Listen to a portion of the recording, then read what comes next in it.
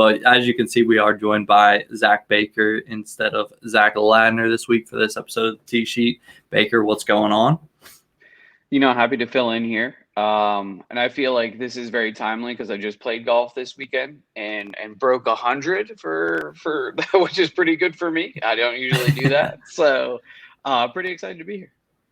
Good. Where'd you play? Any nice course down there? Or?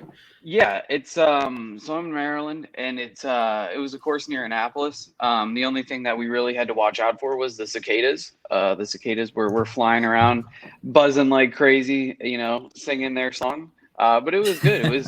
Course was in great conditions. The only thing, it was about 90 degrees on the course, so it was brutally hot. Goodness. Well, speaking of Annapolis, that's actually where I'm going this weekend for a bachelor trip. Going to play renditions. Going to take a stab at the replica of TPC of Sawgrass 17th hole.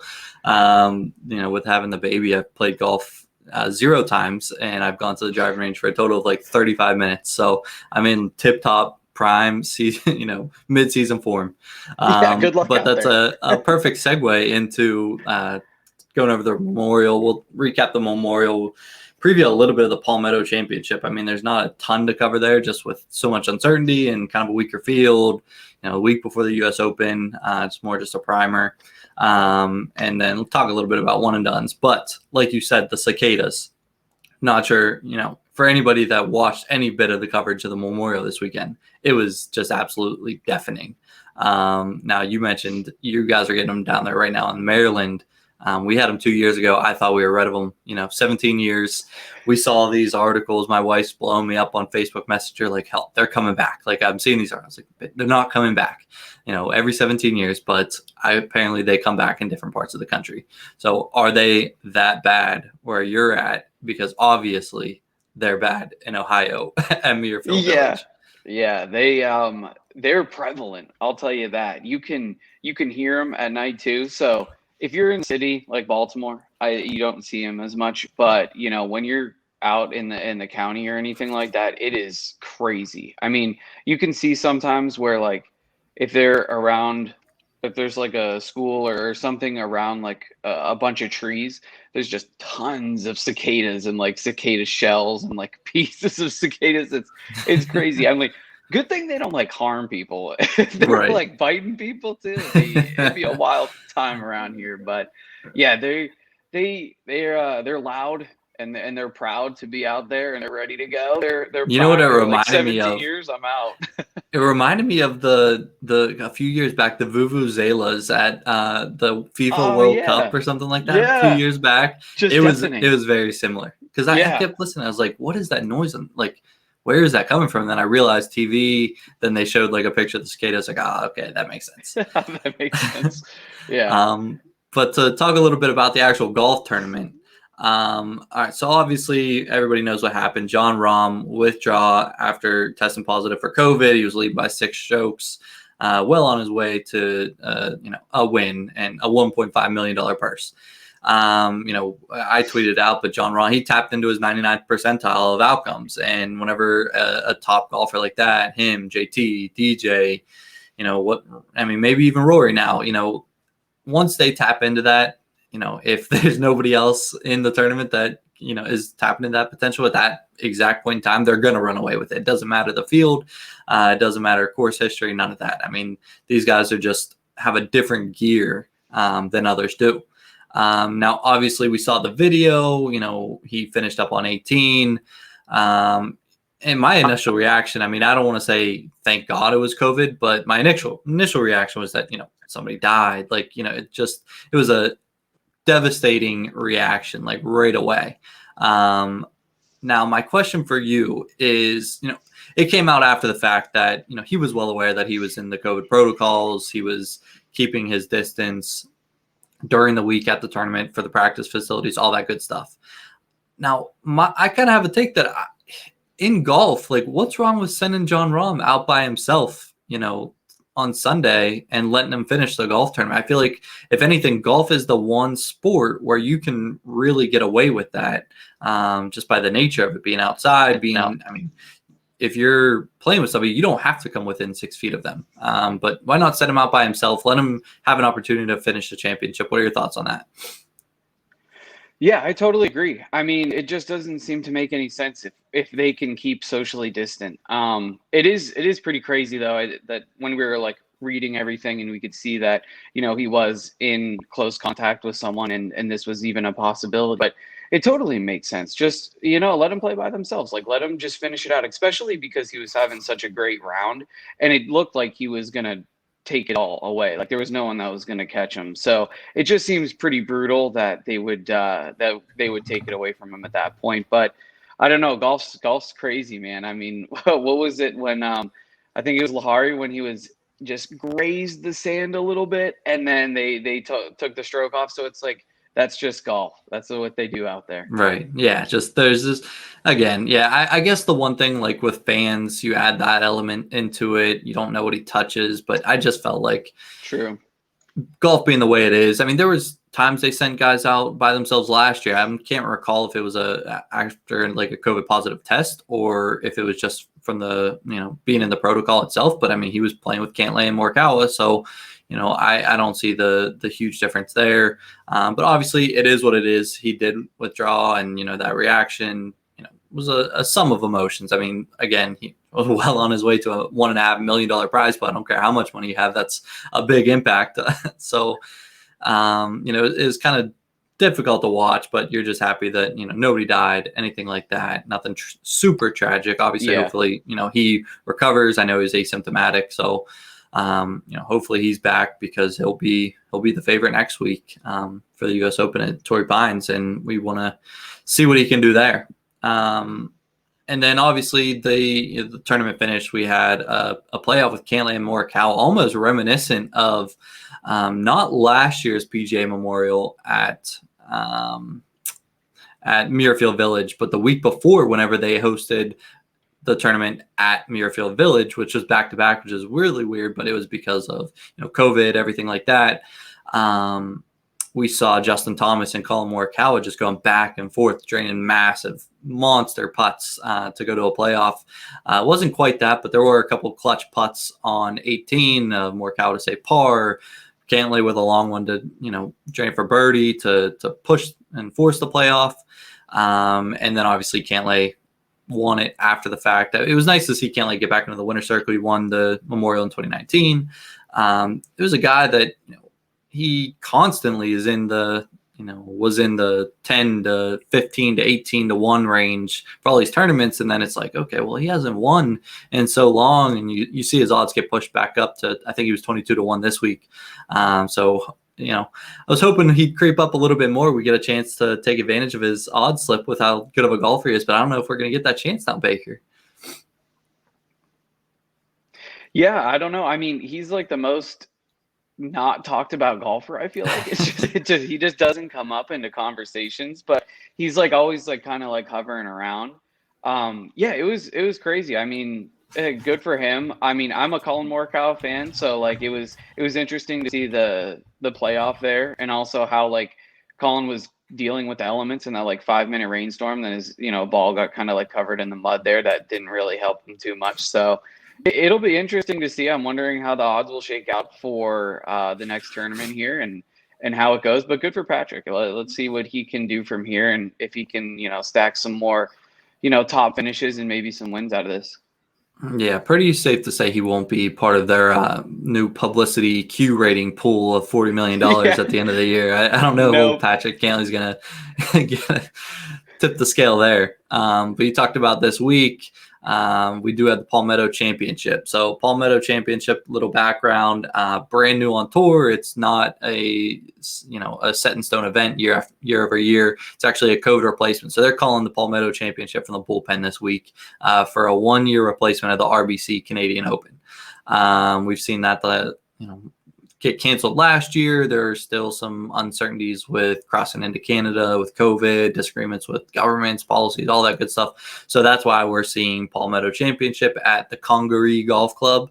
Ridgeland, South Carolina, par 71, but it's 7,600 yards. So it'll play as one of the longest courses on that the guys will play this year. We saw a similar setup. I don't want to say similar in terms of the actual course, but we saw something where we had a brand new course a few weeks back, TPC Craig Ranch. I said that the course would get shredded. It got shredded. I can't say the same thing this week. One, because it's just such a weak field. I mean, we have DJ, we have Brooks, have a couple Euro guys, and then, I mean, it drops off a cliff quickly. So I'm not sure if we're going to see the same almost minus 30 that won at TPC Craig Ranch. But I do expect these guys to go low, especially, you know, it's kind of hard to see. You don't know if Brooks and, you know, DJ are going to get up for the Palmetto Championship, especially the week before the U.S. Open. They haven't played since the PGA Championship. So this to them is, you know, get a couple competitive rounds under their belt. I think unless one of these guys gets off to a hot start, they're not going to really be pushing for first place here. This is something where I think we're going to look deeper into the pool as far as, you know, odds to win the tournament, just because there's going to be a little bit more volatility this week with a little less uncertainty. Any initial thoughts on the Palmetto Championship this week for you, Baker? No, I'm with you on all that stuff. Yeah, definitely not the best field that we're looking at this week. I think everybody's going to be preparing for the U.S. Open. I do like Brooksy, though. I hope he can get a little win under his belt here. I always think it's funny when I listen to interviews with him. He's always talking about how he blacks out from hole 5 to 12, and sometimes he doesn't even like golf. He just seems like wants to play 12 holes. Collar guy, just man of the people. Yeah, he does. And he wants to go quick as hell, and he just wants to get through the course as fast as possible and take his money and go. So man of the people, you know, I'm hoping for him to just get a nice little dub here and set himself up for a good next championship. Yep, fair enough. The course itself, they're saying that it's going to play. You talked about grounding your club in the sand earlier. We're going to see something similar to a few weeks ago that we saw. Everything on the course is not considered sand. It's considered a hazard waste area. So they'll actually be able to ground their club in all the sand this week. South Carolina. Yeah. And it'll play a little bit more linksy. It'll favor the Euro guys. A lot of bunkers. I believe they said that it's trying to replicate courses from the Australian sand belt. So we'll see a lot of bunkers, a lot of sand. And if you are listening on the podcast version, go ahead and go over to the YouTube channel because I have it right now. I'm shared up. It's the SpoFi golf model. There have been some tweaks. Nothing has changed to the full tournament matchups. Everything that I had talked about earlier in earlier episodes still applies. But what we were able to do with the help of Baker actually is go in and project my own odds for the winner of the golf tournament. So I have my whole field in there for the Palmetto Championship stacked ranked right now. To give you an idea, right now my favorite to win the tournament is Dustin Johnson, 11-1. Current market value, he's 8-1, so no value there. But what's cool about this is for the outright win markets, for the top 5 markets, for the top 10 markets, for the top 20 market as well, you can go in and change the odds basically. So I have it outlined, you know, what my odds are for a golfer to win, to place in top 5, 10, 20, and you can go in and play with it yourself. And you can change the odds that you have available to you at your book. So in case you have a book hanging 13-1 on Dustin Johnson, just because, you know, the best odds available to me are 8-1 doesn't necessarily mean that you can't get a better number and actually find value on the play itself. But everything's auto-calculated where it'll show you my numbers. There's some data cleanup I got to do on this one before the actual week gets started. But just looking at some of the guys that I'm going to be on for the outright really is going to be Matthew Fitzpatrick, Harold Varner, Vince Whaley, all the way down to Bryce Garnett and Bronson Burgoon. So I am trusting the numbers fully this week, Baker. Name. What are your thoughts on that? Just trusting the numbers, especially in a weaker field. I'm not sure exactly how Bo Hoag is playing right now. I don't know what kind of form he is in. So I'm going to trust what my numbers are spitting out to me and, trust that the process I took to get here is the one that, is, on the right track. That's what it's all about. You got to trust the numbers, because if you're just going off your gut, that's when you start making bad bets. I mean, that's the whole reason that this golf model is here, and that's the whole reason, that we're kind of doing this, is to just be a little bit smarter with everything that you're doing. And sometimes the numbers are going to be smarter than you. That's just the way it's going to break out. But this golf model, it is available to everyone, and everybody's got to use it. It's so great to just be able to do this. And even if you just got to take what you feel, but like, this is the good numbers that are sitting right in front of your face so that you can make good choices when betting. So get into the golf model, put in your numbers, and make some smart decisions, and it's going to work out for you. Yep, exactly. And everything's over in the explanation key, starting in column R, where you can, it'll tell you which columns you can enter your odds, and everything will auto calculate for you. Like I said, I still have it's not officially live because there's only like 3 books right now hanging outright markets. So I am waiting on those to come up and wait for the top 5, 10, and 20 markets to be posted. And then I'll get this updated. I'll push it out on Twitter. I'll push it out in the Discord. Discord sees it first. If you're not in there yet, definitely check it out. But I know Matty Fitzpatrick is one of the guys I'm going to be on, despite being 18-1, being lower odds in the market. I have him at 12-1. So to me, that's the biggest value of the week in the outright market.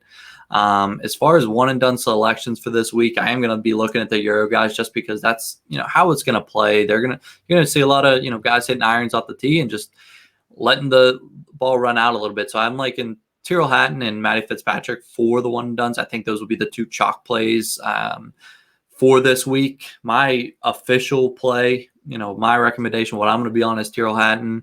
But a contrarian play is Luke Donald. Apparently he's an ambassador of this course. So he obviously has played here a little bit. So that's my dog barking. But yeah, so I'm assuming that Luke Donald has some history here. Nothing to speak about in the numbers, but those would be my plays for the week for one and done. $7.3 million prize pool, so middle of the pack for what's remaining. But a nice way to get creative this week, where you can really make up some ground in the market. Baker, any last words before I have to let this plumber in to fix my house issues? No, go ahead and let the plumber in. Get into the golf model and take a look at the odds, and let's have a good week here. Home ownership problems already taking time away from the golf course for me. So that's going to do it for this episode of the Tee Sheet. Like I said, going to put this out once some more outright top finish markets are readily available. But if you haven't checked it out, follow us Tee Sheet Pod on Twitter, join the Discord, all that good stuff. We appreciate it. Sub to the YouTube channel, and we will be back for another episode.